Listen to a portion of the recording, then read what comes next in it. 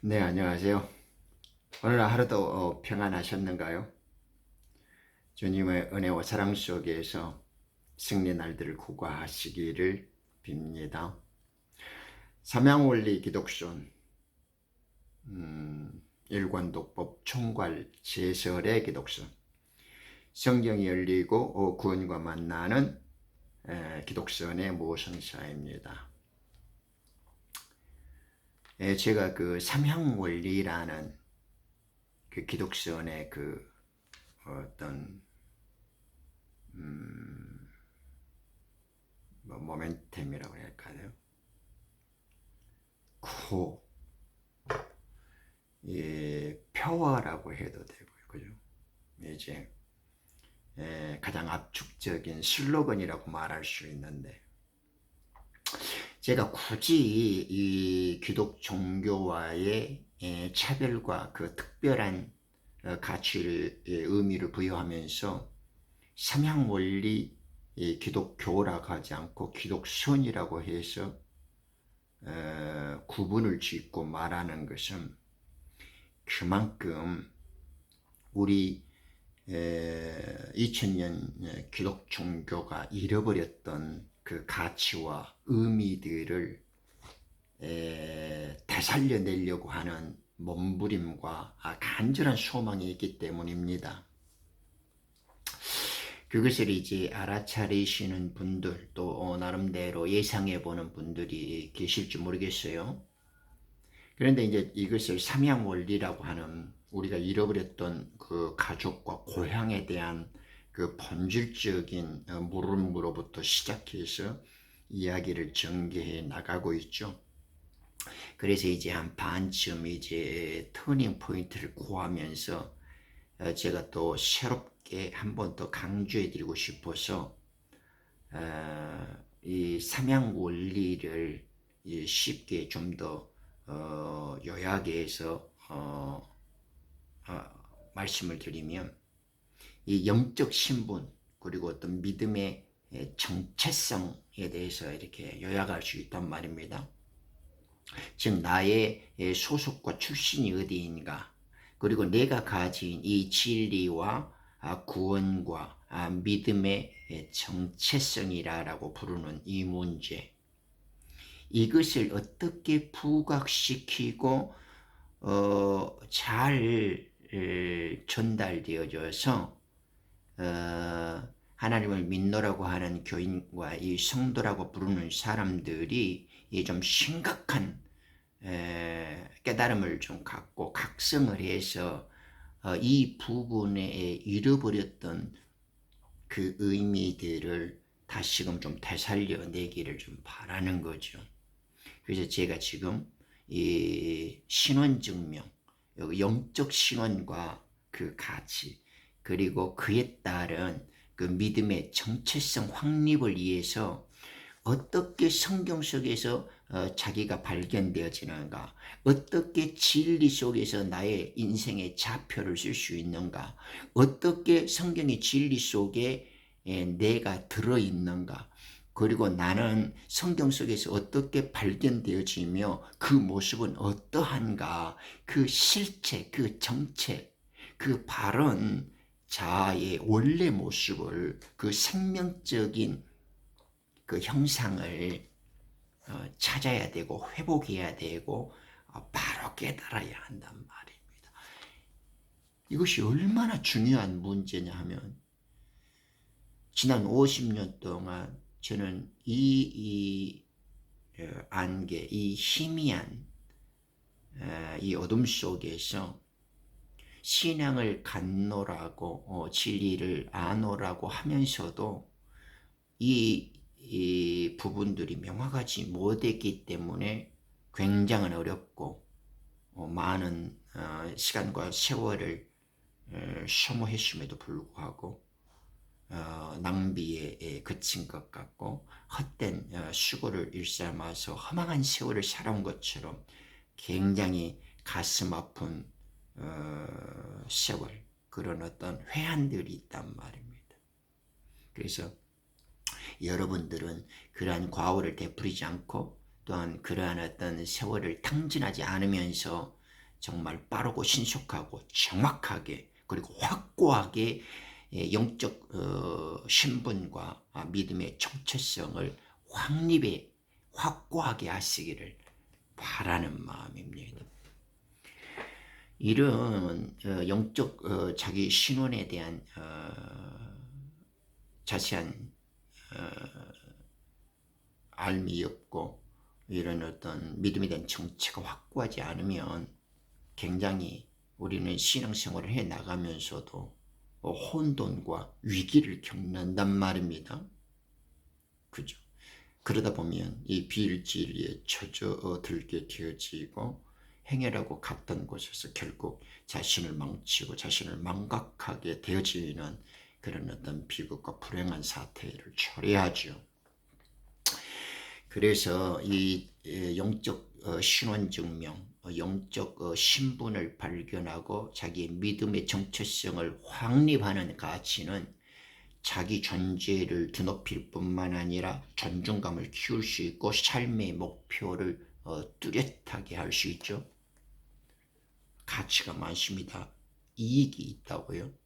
그리고 진리 인식이라든가 그 영적 성장에 굉장히 유익을 끼치게 되어지죠.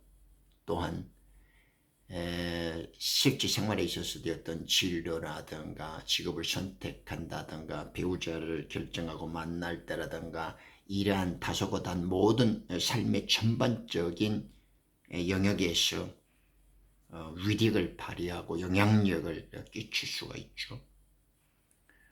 그리고 또한 이 믿음의 정체성에서 확고하고 자기의 영적 신분을 강하게 인식함으로 인해서 이런 어떤 비진리와 거짓의 영과 음란이 판치는 이 악한 세태에서 자기 삶의 현 주소와 중심과 어떤 진리의 기준과 원점을 확고하게 하기 때문에 흔들리거나 어설픈 영향 속에서 피곤하게 삶을 당하지 않는단 말이죠. 그리고 그 속에서 결국 상처받고 어떤 벽이나 불에게 빠지는 사태를 예방할 수 있으며 또 그와 같은 처지에 있는 자들을 구원해 줄 수 있고 위로할 수 있고 따뜻한 데 격려하며 그들의 위기와 불행을 구출해 줄 수 있단 말입니다. 그러니까 성경이 비추어서 자기의 영적 신분, 자기의 소속을 정확히 깨달아내고 확고한 믿음의 진리의 정체성을 갖는 건 중요한 문제라는 걸 느낄 수 있죠. 네. 사회심리학 그 발달 이론에 보면 그 에릭슨의 정체성이라는 문제가 있다라는 걸 좀 상식을 가진 분들은 알죠. 저도 그 교육학이라든가 그 발달 심리학 같은 거 조금 이렇게 공부할 때 조금 이렇게 들어본 바가 있습니다만, 우리를 인간의 그 한 개인을 둘러싸고 있는 여러 이 사회와 관계하는 이웃들도 있고 여러 조건들이 있습니다. 그렇지만은 이제 그 관계 속에서 자기 고유한 어떤 동질성을 유지하고 또 이런 어떤 남과 타인과 사회와의 관계 속에서 자기의 그 고유한 그 독립적 그리고 본질적으로 변하지 않는 가치들을 확립해 나가면서 관계를 형성해 가는 것은 굉장히 중요한 일이죠. 그래서 이제 다른 사람과 함께 어울리고 있지만은 다른 사람과 다른 어떤 자기만의 본질적인 특성을 유지하고 지속함으로 해서 서로가 교류하고 성장하고 함께 관계를 맺고 더불어 생활하는 것, 이러한 것들에 대해서 자기를 알아가고 자기가 누구인지를 밝히는 것, 그리고 어떻게 나아갈 것인가, 그죠? 또 무엇을 해야 할 것인가, 또 그 속에서 자기의 위치와 역할은 무엇인가, 이러한 것들을 밝히 아는 것을 갖다가 우리는 정체성이라고 말할 수 있겠습니다. 이렇게 다 아시죠? 막상 아는 것 같은데 정의를 해보고 개념을 좀 말해보세요 라고 하면 조금 어려울 때가 있잖아요. 그러니까 이제 한 문장으로 이렇게 말을 해보면 이런 사회 속에서 타인 속에서 이게 관계를 형성해서 살아갈 때에 다른 사람과 함께 살아가지만은 그 속에서 한 개인으로서 존재하는, 한 개인으로서 독립적으로 나타나는 그런 어떤 자기만의 특수한 그리고 특별한 어떤 그 일, 그 속성, 그 개성, 이것을 우리는 정체성이라고 할 수 있다, 이렇게 요약할 수 있겠습니다. 조금 이렇게 사회적으로 이야기하면 자신이 누구이며 또 어디로 가고 있는가, 또 무엇을 하고 있는가, 또 그것이 맞는 일이며 또 그것에 사회 속에서 이바지하고 있는가, 그리고 또 어떻게 적응할 것인가, 이런 것들이 두루두루 인식되어지고 이해되어지고 이렇게 함께 문제를 발견하면서 해결해 나가는 전방위적인 그런 어떤 생활이나 행동들을 일컬어 정체성이라고 할 수도 있겠습니다. 그래서 이제 우리가 이 믿음과 진리로 이 개념을 성경적으로 좀 끌어와도 유익이 있단 말입니다. 만약에 이 정체성에 대한 위기와 혼돈을 그대로 용납해 버리면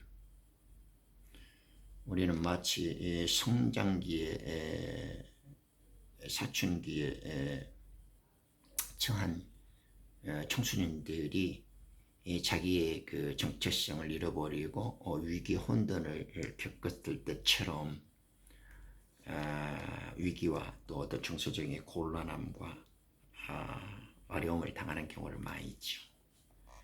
신앙에서도 믿음 생활에서도 우리가 영적 성장을 해 나가는데 건전한 신앙의 삶을 펼치는데도 이와 유사한 패턴들이 있을 수 있다는 걸 느낄 수 있겠죠. 그런데 제가 그러면 그것이 어떻게 중요한가 이렇게 좀 막연하실 수 있으니까 사례를 좀 들어봐야 되겠죠. 예를 들면 여러분들이 많이 들어보셨죠? 계시록 2장 3장에 보면 7교회 유형이 나오는데 5번째 4대 교회에서도 나온단 말입니다.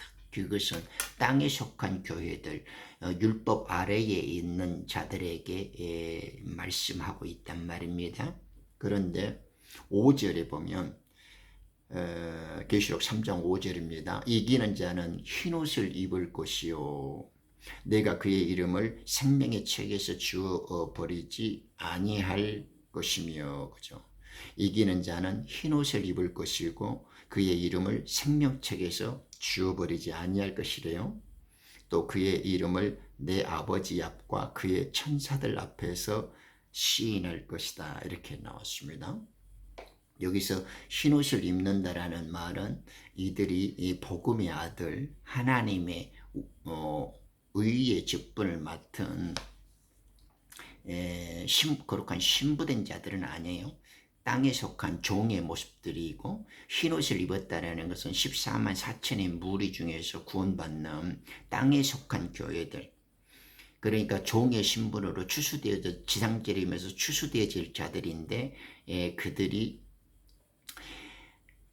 주님이 지상재림한 날 환난을 통과한 후에 추수되어질 자들이라는 걸 금방 알 수 있죠. 그의 이름이 생명의 책에서 지워지지 않는 종들의 신분은 야곱의 남는 자로서 14만 4천 안에 추수되어질 자도 있고 아니면 그 안에 들어가지 못한 예수님의 이름이 임하였거나 하나님의 이름이 없는 자들은 생명책에서 지워짐을 당한 종들이란 말입니다.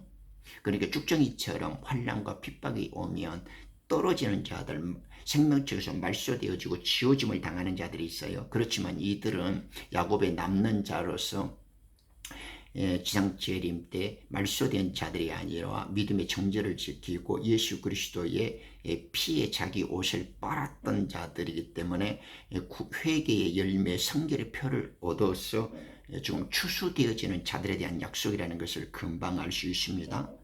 그렇기 때문에 이 아들은 흰옷을 입을 것이고 예수님께서 생명책에서 지워버림을 당하지 않는 자들이라고 지금 그 이기는 자에게 약속해 주시는 말씀이라는 것을 알 수가 있죠. 제가 왜 이 말씀을 먼저 꺼내냐 하면 이토록 믿음의 정체성과 영적 신분에 대한 자각이 투철하지 않으면 여러분들의 신앙은 빚존 개살구고 열심히 갖다 시간 버리고 재물 갖다 바치고 몸빵하고 모든 구제 봉사 헌금 예배 다 참석하고 개판 나고 나가리 나고 잘해봐야 지옥에 가는 불쌍한 결말을 맺을 수 있으니까 그런 위험과 불행을 피하고 최소화하라고 그래서 강조해 주는 말씀입니다.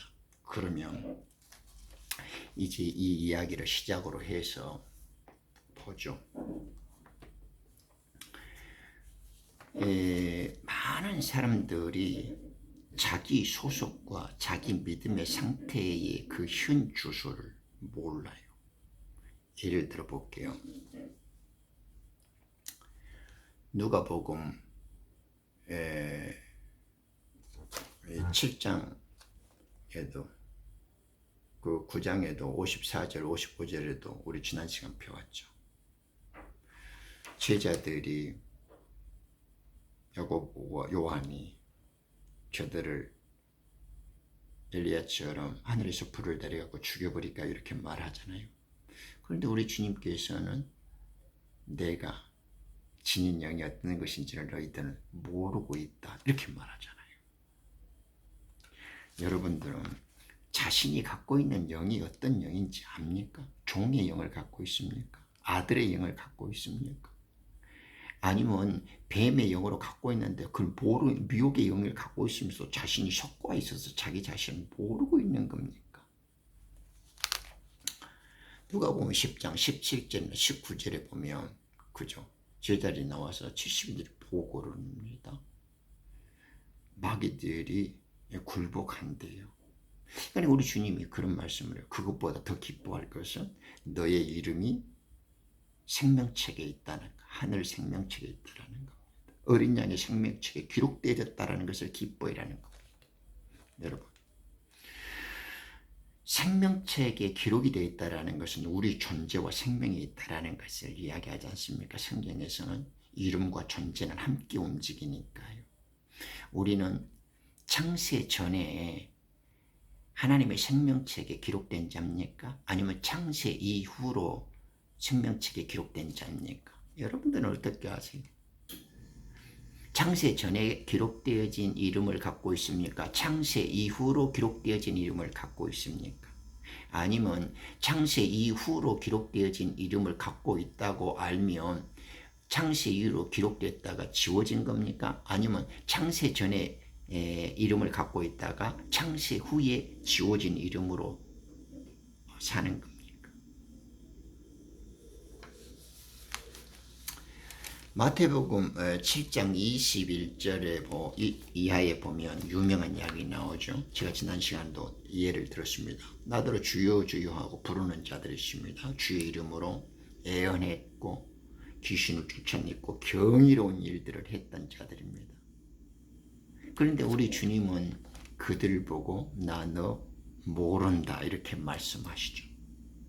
한술 더 떠서 요한복음 8장 47절에 그들에게 주님은 너희들은 네 애비 마귀의 욕심을 행한다. 너희들은 마귀의 자식들이고 네 애비는 마귀다 이렇게 말한단 말입니다. 근데 이 사람들 대답하는 거 보세요. 예수님 보고 내가 미친 거 아니냐? 우리에게는 한 분 하나님이 계시니 그분이 우리 하나님이다라고. 우리 주님은 그들에게 분명 내 아비는 마귀다 이렇게 말씀하시는데 이 사람들은 자기 아버지는 한 분이시고 그분이 하나님이시다 이렇게 대답한단 말입니다. 이게 심각한 일 아닙니까? 여러분들은 지금 마귀를 애비로 갖고 있으면서 지 애비가 마귀인지 아닌지 모르고 자기가 갖고 자기 애비가 마귀인데 그분 나는 지금 하나님을 모시고 있고 내가 하나님을 믿고 있어. 나는 하나님의 이름으로 귀신 쫓아내고 하나님의 이름으로 이 거대한 일을 벌이고 있고 하나님의 이름으로 나는 말씀을 증거하고 애언을 하고 가르치고 선교와 전도를 하고 있는 거야. 이렇게 착각하고 있는 거 아니에요?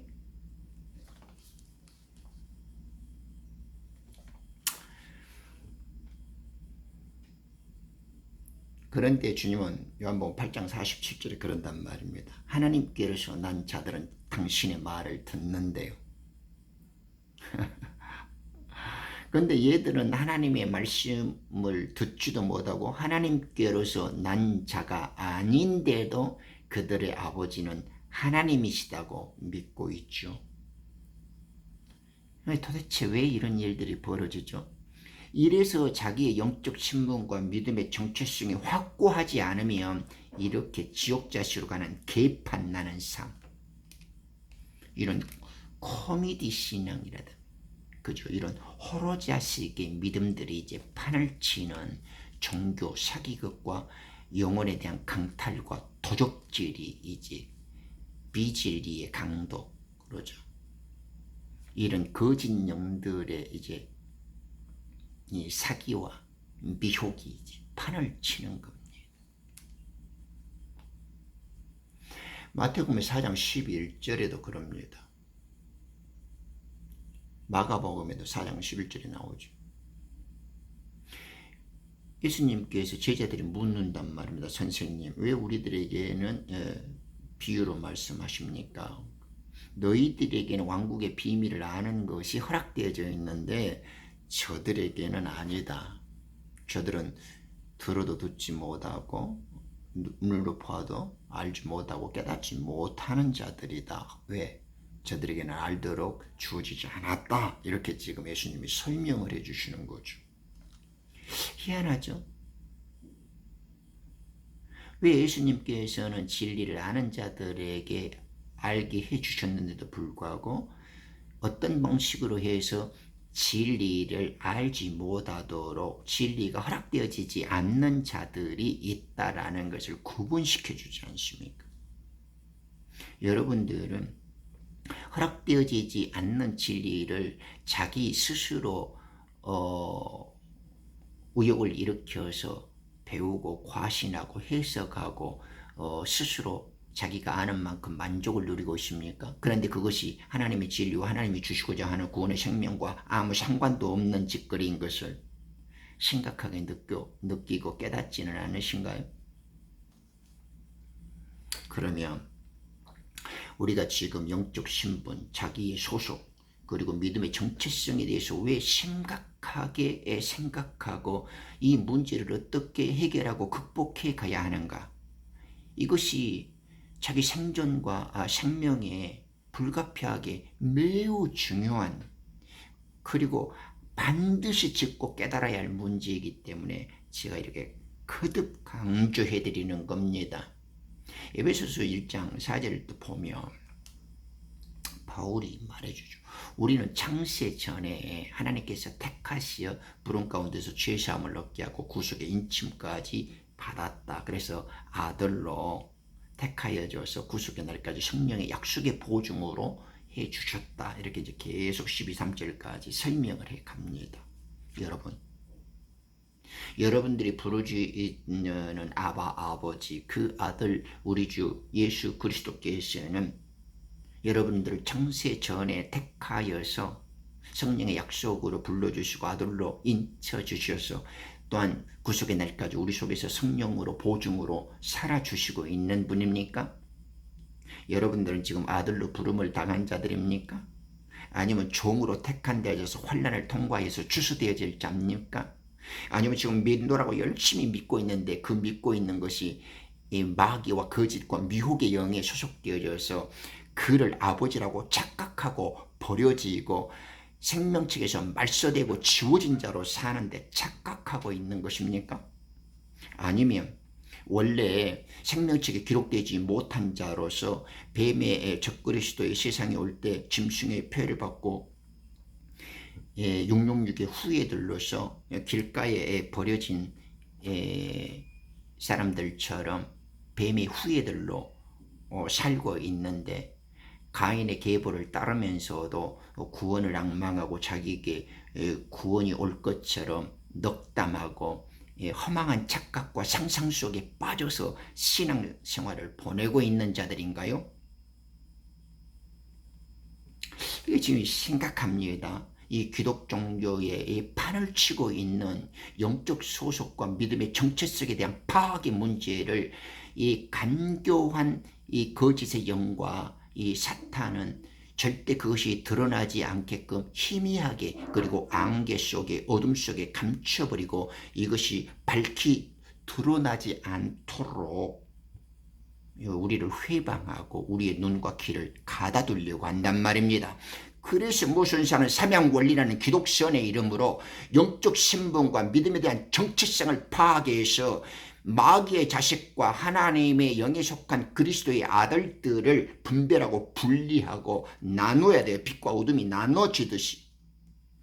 그래야만 마귀의 씨의 열매와 하나님 좋은 밭의 씨의 열매들이 확고하게 차이가 나고 다름을 알 수 있도록 시원하게 분별되어지고 진리가 구별되어지는 겁니다.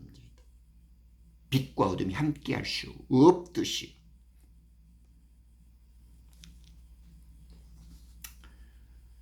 그런데 보십시오. 에베소서 1장 5절에 보면 이런단 말입니다. 구속하고 인을 쳐줘요. 그리고 복음을 통해서 약속해 주십니다. 성령이 창세 이후로 인침을 당하지 않는 자들은 구원되지 않는단 말입니다.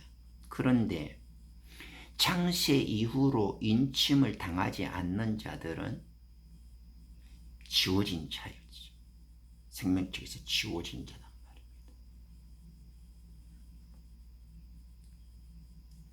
왜냐하면 이 말씀을 더 확고하게 해주는 것이 계시록 13장 8절이 온단 말입니다. 왜냐하면 계시록 21장 27절에는 생명책 기록된 자들이 다 구원받았다는 사실을 알 수 있죠. 종이나 아들들이나 전부 구원받습니다. 그런데 계시록 13장 8절에 보면 그 이름이 기록되지 못한 자들, 어린 양의 생명책에 이름이 기록되지 못한 자들은 모두가 짐승에게 경배를 하게 돼 있단 말입니다. 창세 이후로 어린 양의 생명책에 기록되지 못한 자들, 창세 전부터 기록되어진 아들들은 당연히 추수가 됩니다. 의의 열매들, 의의 아들들로 부르심을 당합니다. 그런데 창세 이후로 기록되지 못한 자들은 야곱의 남는 자로서 기록되어지는 종들의 추수가 있고 종들의 추수로 기록은 되어져 있으나 하나님께 범죄하고 불순종하고 반역함으로써 지워짐을 당해서 창세 이후로 지워진 자들이 있습니다. 그런 자들은 창세 이후로 기록되어지지 않았다라는 말은 두 가지 의미가 있죠. 기록되어질 때와 시간이 있었다는 겁니다. 기록되어질 기회를 가졌다라는 겁니다. 그런데 그들은 하늘의 뜻을 쫓고 진리에 대해서 복음으로 나오는 것이 아니라 육체의 소욕을 따라가고 그들의 욕심과 땅의 일들을 먼저 생각했기 때문에 그들은 생명책에 기록이 되지 못한 것들이고, 쭉정이처럼 모습은 가졌는데 알맹이가 없는 씨앗처럼 버려진 자들이죠. 그래서 주어졌다는 겁니다. 무서운 이야기죠. 잘 생각해 봐야 합니다. 창세 이후로 생명책에 기록이 된 자들이 있고, 믿노라고 하면서도 마지막 환난과 핍박이 볼 때 생명책에 지워짐을 당한 자들이 있단 말입니다. 그러니까 자기의 신분과 믿음의 정체성을 진리적으로 얼마나 확고하게 확립을 해야 하는가 하는 것이 매우 중요하죠. 그래서 지금 삼양원리의 기독교에서는 영적 신분과 믿음의 정체성에 대해서 호로 자식들의 믿음을 갖지 말라고 기독 종교를 설파하고 있고, 그 변질되고 왜곡되어진 믿음과 성경적 그 필지의 특수한 더러움을 계속 꾸짖고 정확히 지적해서 바른 개혁의 방향으로 나아가도록 촉구하고 있는 것입니다. 자, 보십시오.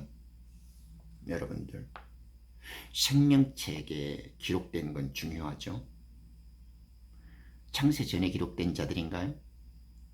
창세 이후로 기록되어져 있는 걸 못 느낀가요? 그러면 창세 이후로 생명책에 기록되어졌나요? 창세 이후로 기록되어졌다면 자기가 기록되어진 걸 어떻게 알 수 있죠?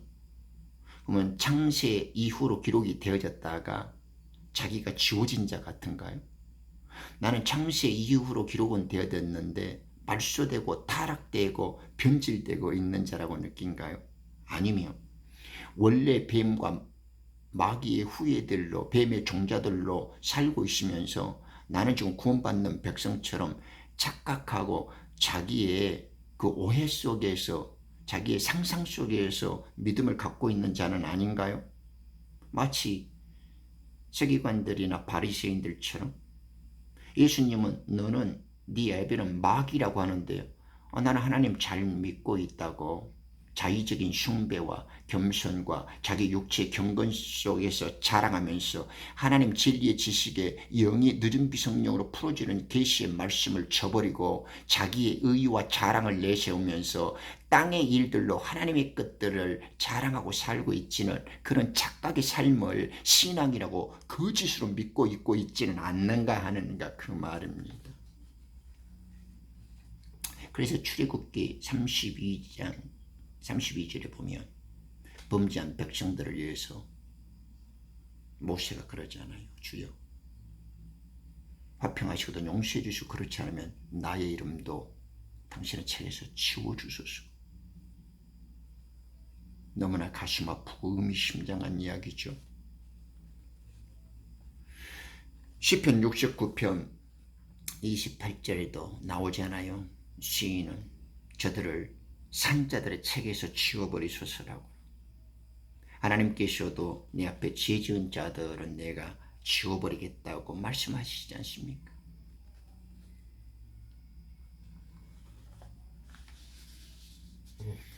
빌립보서 4장 3절에 그들의 이름이 생명책에 기록되어져 있다고 알 뿐만 아니라 이렇게 생명책에서 하나님께 범죄하고 하나님께 불순종과 패역의 길로 가고 자기 육체 소욕을 고집하는 자들은 생명책에서 지워짐을 당하고 있다라는 사실을 여러분들은 심각하게 받아들이고 있지 않나요? 이런 자들은 비가 오고 풍수가 불고 광풍이 일어날 때 모래 위에 집을 짓는 자와 같아서 때가 올 때에 다 적그리스도 앞에, 그 짐승 앞에 매매의 표를 받게 되어지고 굴복해서 살아남으려고 마지막 경배와 신앙의 변절을 시도합니다.